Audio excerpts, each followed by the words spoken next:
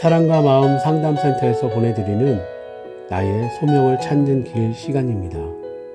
이 시간 하나님과의 만남을 통해 나 자신의 신앙을 분별함으로 하나님께 더 가까이 가는 시간이 되시기를 소망합니다.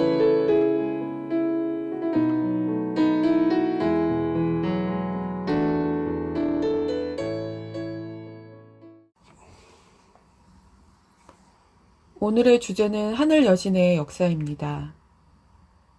하나님께서는 애굽에 사는 유다인들이 하나님의 법과 율례를 준행하도록 예레미야 선지자를 보내십니다. 예레미야는 여호와 하나님이 아닌 다른 신을 섬긴 예루살렘과 유다의 모든 성읍에 하나님께서 선지자를 보내어 이들이 재앙을 받지 않고 경고를 보냈으나 듣지 않아 재앙을 당했다는 사실을 주지시키며 애굽에 사는 유대인들이 우상숭배를 멈추지 않으면 하나님께서 칼과 기근과 연병으로 벌하신다고 경고하십니다. 애굽 땅 바드로스에 거하는 유다인들이 그들의 아내들은 다른 신에게 분향한 줄을 아는 남편들이 예레미야 앞에 모여서 하나님의 뜻을 듣고 이구동성으로 조상들이 하던 대로 하나님 섬기지 않겠다고 말합니다. 이들이 하나님 앞에서 제사를 드리지 않는 이유에 대해 예레미야 선지자는 이렇게 기록했습니다. 대저 그때에는 우리가 식물이 풍부하여 복을 받고 재앙을 만나지 아니하였더니 우리가 하늘 여신에게 분향하고 그 앞에 전제 드리던 것을 패한 후부터는 모든 것이 핍절하고 칼과 기근에 멸망을 당하였느니라 하며 예레미야 44장 17절에서 18절 말씀입니다.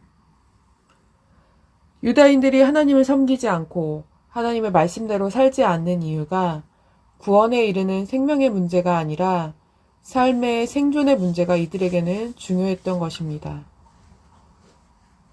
하늘 여신은 누구인가?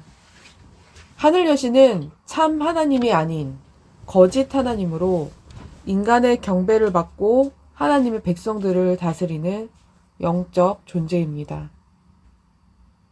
하늘 여신과 같은 우상의 영들은 여호와 하나님께 드리는 예물을 빼앗고 자녀들로 하여금 잘못된 제사를 드리도록 전통이 형성되게 함으로써 자녀들까지 삼켜버린 결과를 가져오도록 한 것입니다. 예수 믿는 자들을 미혹하는 영적인 존재의 활동은 십자가의 보혈의 능력이 구원으로 연결되지 않고 삶의 축복으로 연결되도록 미혹시킵니다. 십자가의 보혈은 인간의 죄의 문제를 해결하는 것이지 삶의 생존의 문제를 해결하기 위한 것은 아닙니다. 너희는 그의 나라와 그의 의를 구하라. 그리하면 이 모든 것을 너희에게 더하시리라. 예수님은 육적인 생존의 문제보다 구원에 이르는 문제를 먼저 생각하고 삶의 문제에 집착하지 말라고 하십니다. 죽음 너머의 부활과 소망과 하늘나라에 대한 소망으로 오늘 하루를 살아가는 믿음적 신앙이 중요하기 때문입니다. 마귀에 사로잡혀 있는 인간의 마음은 본능적으로 육신의 삶에 매여 두려워하며 살게 되어 이 두려움의 본질인 영적인 것입니다. 예수님은 이 영적 본질을 사탄에 의한 영적인 미혹의 활동의 결과로 보고 사탄을 두려워하지 말고 영혼까지 죽이고 살릴 수 있는 예수님을 두려워하라고 경고하십니다. 인간의 뿌리 박힌 본성은 믿음의 세계보다 육신의 세계에 집착하기 때문에 사탄은 이 본성에 역사하고 이 세상의 권한으로 인간의 삶에 역사하고 있습니다. 또 아는 것은 우리는 하나님께 속하고 온 세상은 악한 자 안에 처한 것이며 요한일서 5장 19절 말씀입니다.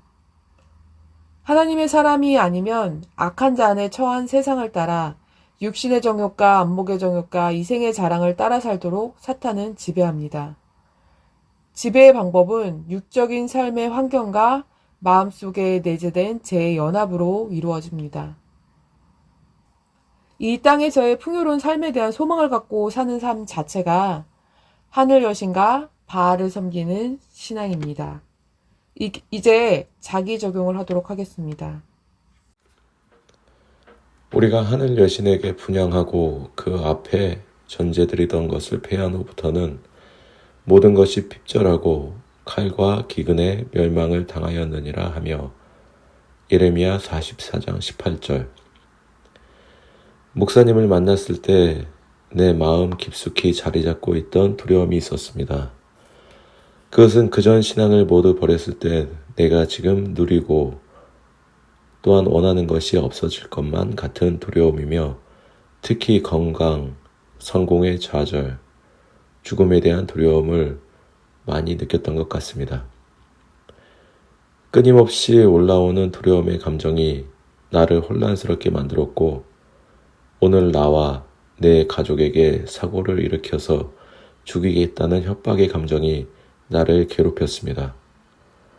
혼란과 협박의 감정은 나를 갈팡질팡하게 만들었습니다. 목사님이 전해주시는 말씀을 통해 그전 내 신앙이 문제가 있었음을 뼈저리게 느꼈지만 그전 신앙을 모두 버리기에는 무너질 것 같은 현실이 너무 무서웠습니다. 그래서 오랫동안 그 두려움을 맞닥뜨리기 싫어 내심 목사님의 말씀을 어느 정도만 인정했던 것 같습니다. 만약 내가 느끼고 있는 두려움의 출처가 나에게 영향력을 행사하고 싶었던 거짓신으로부터였다면 내 감정과 감정, 그래서 선택하게 되는 모든 것이 하나님과 멀어지는 결과를 가져오게 됨을 깨달았습니다. 앞에서 읽었던 성경 말씀처럼 거짓신은 자신을 숭배하지 않은 모든 것을 파괴시킬 것이라며 나를 협박합니다. 그래서 현실적으로나 감정적으로 문제를 만들어내고 내가 잘못된 선택을 하도록 하거나 불안과 두려움을 조성하여 나를 뒤흔들려 할 것입니다. 그로 인해 아무리 내가 올바른 신앙생활을 하더라도 그것에 대해 회의를 느끼게 만들려고 합니다.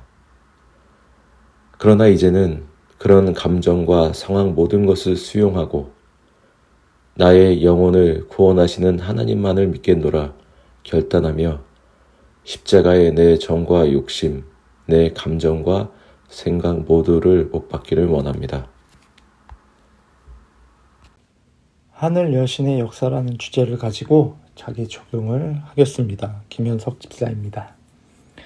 저의 신앙에 내재되어 있는 것은 기복적인 신앙이었습니다. 이 신앙은 저의 삶을 지탱해 주었고 저의 삶에 큰 영향을 끼쳤습니다. 이러한 영향은 저에게 편안한 길로 선택을 하게끔 하였으며 그것을 또한 제 자신이 원했었습니다. 그러면서 내가 원하는 만큼 잘 될 거야 라는 착각 속에 내 눈에 좋아 보이는 것이 있다면 거기에 몰두를 했었고 이것은 나를 유혹하여 내 스스로 잘못된 길로 가는 것과 잘못된 선택을 하는 것조차 모르게 저의 눈을 멀게 하였습니다. 무엇이 중요한 것인지조차 모르고 제 삶에 안정적인 것만 바래왔었습니다.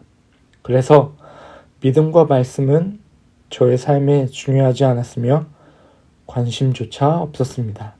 오로지 편한 것만 생각하며 살아가는 게 우선이기에 제가 삶을 살아가는 것은 오늘 하루의 삶을 어떻게 견뎌낼까라는 것이 제겐 더 강하게 작용했었습니다. 삶과 연관된 기복적인 신앙이 서로 연결되어 있기에 아무리 하나님의 말씀을 전해주고 알려주고 들려주고 경고까지 한들 저에게 전혀 들리지 않았습니다. 목사님을 통해서 하나님의 재앙과 저주가 눈앞에 와 있다는 것까지 들었음에도 저는 어떻게 해야 되지? 어떻게 벗어나지? 이것밖엔 없었습니다.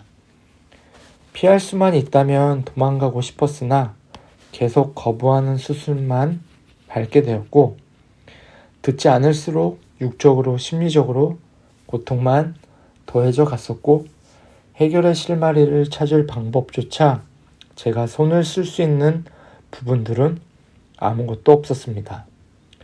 울타리에 막혀 어디로 갈 수도 없는 상황. 이 상황을 벗어날 수 있는 것은 인간의 힘으로 되지 않는다는 것이라고 생각이 됩니다. 이 모든 것이 하나님 손에 있음을 또한 저는 느낍니다. 하나님의 말씀을 듣는 것과 듣지 않는 것의 차이는 인생의 삶에 매우 중요한 사실이라고 생각되며, 제가 이렇게 생각하는 이유는 순종과 불순종의 차이가 삶의 축복이자 저주라는 것이기 때문입니다. 안녕하세요. 조은경 집사입니다. 대저 그 때에는 우리가 식물이 풍부하며 복을 받고 재앙을 만나지 아니하였더니 우리가 하늘 여신에게 분향하고 그 앞에 전제 드리던 것을 패한 후부터는 모든 것이 핍절하고 칼과 기근의 멸망을 당하였느니라 하며 예레미야 44장 17절에서 18절 말씀입니다. 유다인들이 하늘 여신에게 분향할 때에는 먹을 것이 풍부했고 삶의 복이라고 말할 수 있는 기쁨과 즐거움이 있었습니다. 그리고 삶에 발생한 문제도 없었습니다. 그런데 도리어 하늘 여신에게 분향을 하지 않으면 삶의 총체적 재앙이 찾아왔습니다. 이들이 하나님을 섬기지 않고 하나님의 말씀대로 살지 않는 이유는 간단하였습니다. 바로 삶의 문제였습니다. 애굽 땅의 유다인들에게는 구원에 이르는 생명의 문제가 아니라 삶의 생존의 문제가 가장 중요했던 것입니다. 하늘 여신은 누구인가요? 하늘 여신은 참 하나님이 아닌 거짓 하나님으로서 인간의 경배를 받고 있습니다. 이사야의 고백처럼 하나님이 아닌 다른 주들이 이스라엘 백성들을 다스리고 있었고 하늘 여신과 같은 우상의 영들이 자칭 하나님으로서 조상 대대로 여호와 하나님께 드리는 예물을 빼앗아가고 자녀들로 하여금 잘못된 제사를 드리도록 전통이 형성되게 함으로써 자녀들까지도 삼켜져 버린 결과를 가져오게 한 것입니다. 어렸을 때부터 우리 집은 가난했습니다. 부모님은 노점에서 장사를 하셨는데 어렸을 때에는 부모님이 길거리에서 장사를 하시는 모습이 다른 친구들이 볼까봐 하는 마음이 있었지만 워낙 성실하게 사셨던 분들이라 어린 제 모습에는 노점에서 장사를 하시는 모습이 창피하거나 부끄럽지는 않았습니다.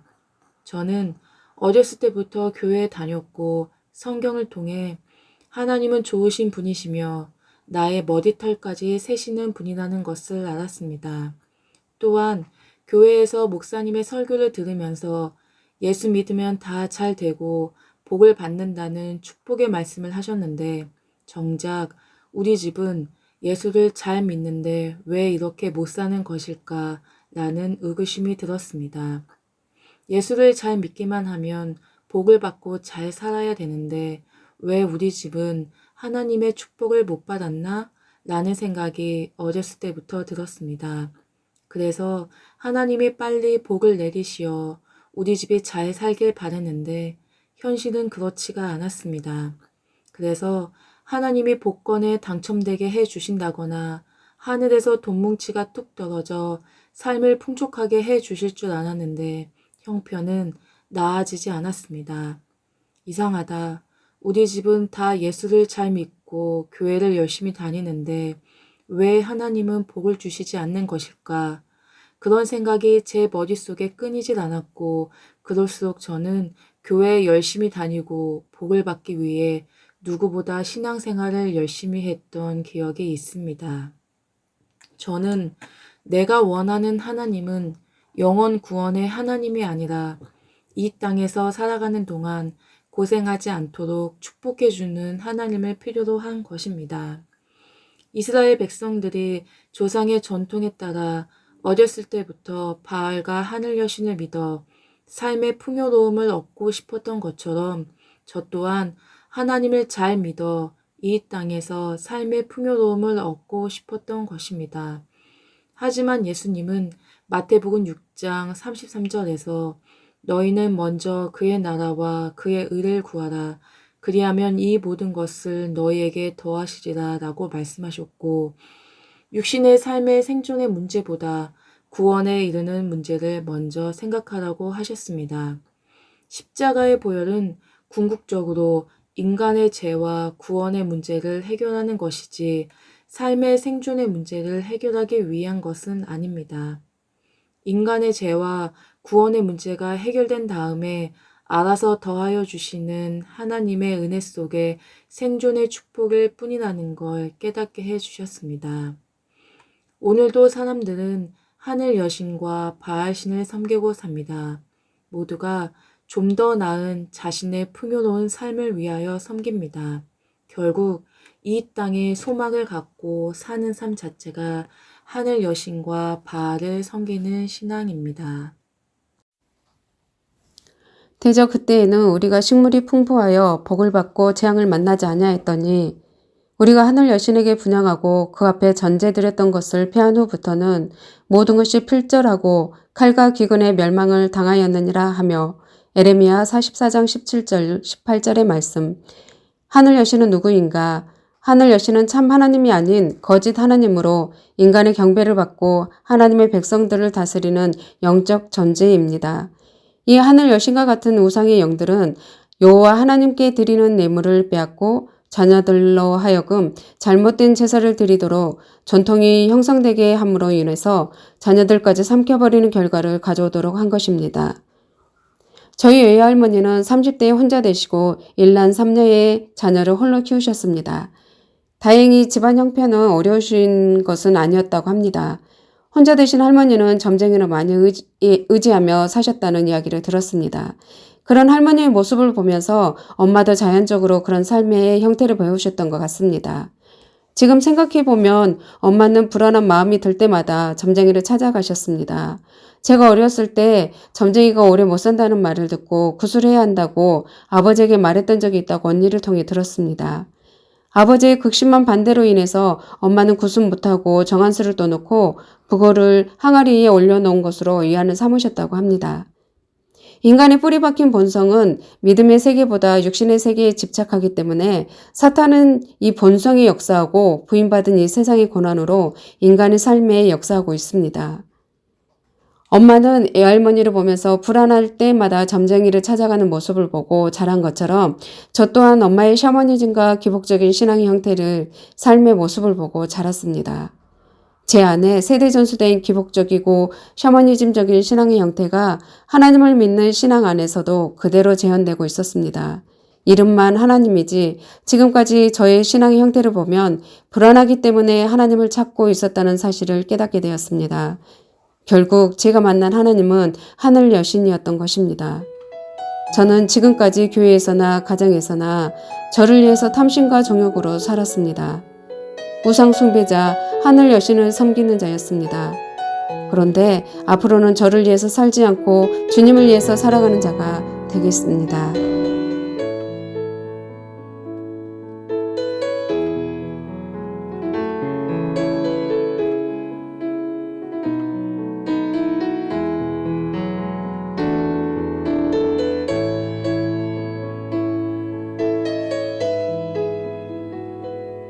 지금까지 사랑과 마음 상담센터에서 보내드리는 나의 소명을 찾는 길 시간이었습니다.